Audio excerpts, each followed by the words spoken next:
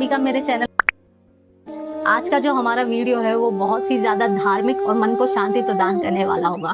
जैसा कि थंबनेल को देख के अभी तक आप समझ ही चुके होंगे कि हमारा ये जो वीडियो है वो होने वाला है केदारनाथ धाम के बारे में।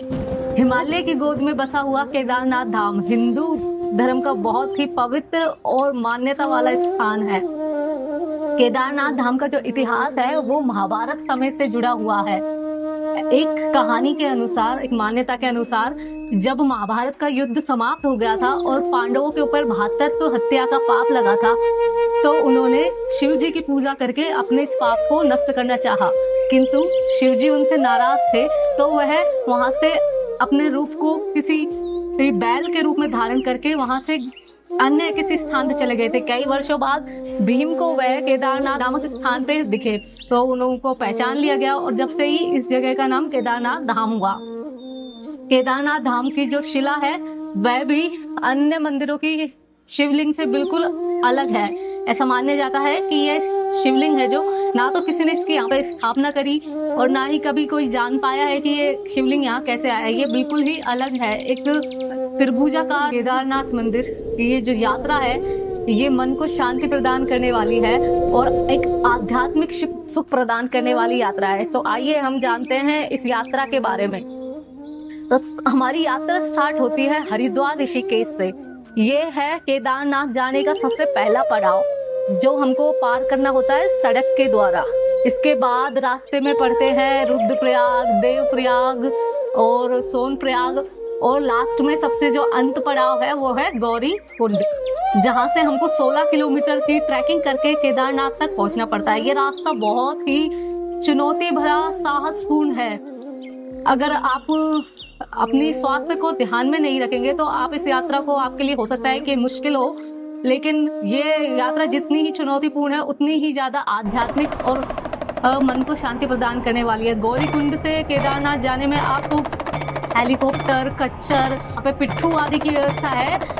ये काम, जैसा कि ये काम बहुत ही ज्यादा मेहनत का होता है, तो कुली है जो आपसे एक बार के चक्कर के आपसे 7 से 10 हजार रुपए के बीच तक आपसे डिमांड करते हैं। और ये बिल्कुल जायज है क्योंकि इतनी ऊंचाई पे आपको अपने पीठ के ऊपर बैठा के लेके जाते हैं और इतनी ऊंचाई पे होने के कारण ऑक्सीजन लेवल भी बिल्कुल कम हो जाता है।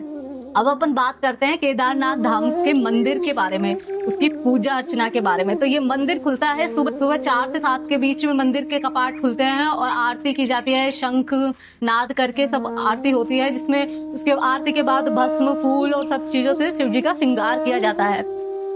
उसके पश्चात सभी श्रद्धालु भगवान के दर्शन प्राप्त करते हैं और प्रसाद ग्रहण करते हैं। उसके बाद होती है शाम को 7:30 के बीच में आरती होती है, संध्याकालीन आरती, जिसमें भी शंखनाद और सब चीजों के साथ भगवान की आरती की जाती है।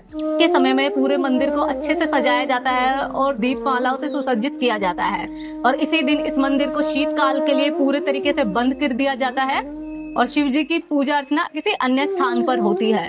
इसके पश्चात जब अक्षय तृतीया आती है, आप अक्षय तृतीया को इस मंदिर को दोबारा खोला जाता है ग्रीष्म काल के लिए। ये मंदिर पूरा 6 महीने के लिए बंद कर दिया जाता है। आपको इस जान के आश्चर्य होगा कि जब इस मंदिर को 6 महीने के लिए बंद कर दिया जाता है तो इसमें एक दीपक जलाया जाता है और पूरे 6 महीना के बाद जब इस मंदिर को दोबारा खोलते हैं तो वो दिया रहस्यमय ढंग से जला हुआ पाता है और मंदिर में उतनी ही साफ सफाई होती है जितना इस मंदिर को बंद करते समय रखी गई थी। उतनी ही साफ सफाई इस मंदिर को जब खोलते हैं पंडित तो देखते हैं कि उतनी ही साफ सफाई है। ये बिल्कुल एकदम रहस्यमय है। हो सकता है ये भोलेनाथ जी का ही कोई चमत्कार हो।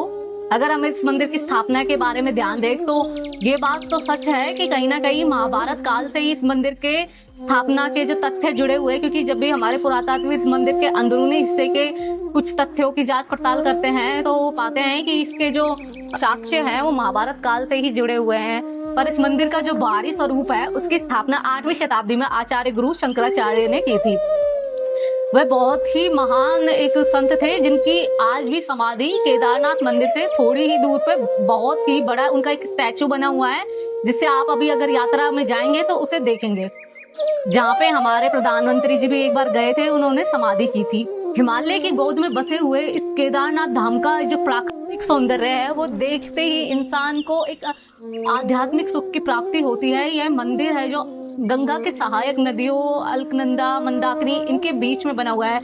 माना जाता है कि इन नदियों का उद्गम जैसे साक्षात केदारनाथ शिवलिंग के अभिषेक के लिए किया गया हो। कितनी मन को लुभावने वाली बात है ना ये। अगर आप प्राकृतिक प्रेमी हैं और आप इस यात्रा पे जाते हैं तो आपको इस यात्रा से अत्यंत सुख का अनुभव होगा, क्योंकि पहाड़ है जो पूरी तरह से बर्फ से ढके होते हैं। और जैसे कि समाधि में एक साधु को चाहिए होती है ना शांति, मन को सुख देने वाली, बिल्कुल वैसे ही शांति आपको यहाँ पे मिलेगी। यह यात्रा आपको एक तरीके से निडर और साहसिक बनाने में, अगर हम यहाँ के सामान्य लोगों के बारे में, यहाँ की संस्कृति के बारे में देखें तो यहाँ के जो लोग हैं वो बड़े ही आसान और सरल तरीके से अपना जीवन जीते हैं। यहाँ की जो संस्कृति है वो गढ़वाल संस्कृति है। यहाँ के लोग गढ़वाली है, पहाड़ी लोग हैं, वो कृषि से अपना जीवन यापन करते हैं और लोगों का बहुत अच्छे से आओ भगत करते हैं। यहाँ के लोग बड़े भक्त और श्रद्धालु टाइप के यहाँ पे लोग आपको पाए जाएंगे। यहाँ पे अगर अपन रुकने की व्यवस्था देखते हैं तो आपको रास्ते में कई सारे होटल सुविधाएं, खाना खाने के लिए ढाबे मिल जाएंगे। आपको शाकाहारी ही चीजें ज्यादातर आपको यहाँ पे मिलती है।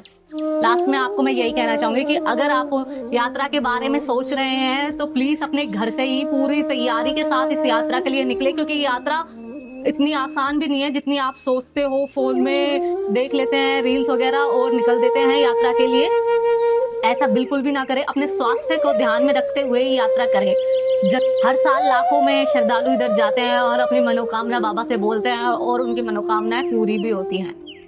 केदारनाथ धाम के और उसके मंदिर के चमत्कार और रहस्यों को अगर हम देखते हैं गौर से तो हमको एक और दृश्य हमारी आंखों के सामने आता है। सन 2013 का बाढ़ वाला दृश्य, जहां पूरा उत्तराखंड बाढ़ से चपेट में आ चुका था। वहीं केदारनाथ मंदिर केवल और केवल एक ऐसा स्थान बचा था जिसे उस बाढ़ से कोई नुकसान नहीं हुआ।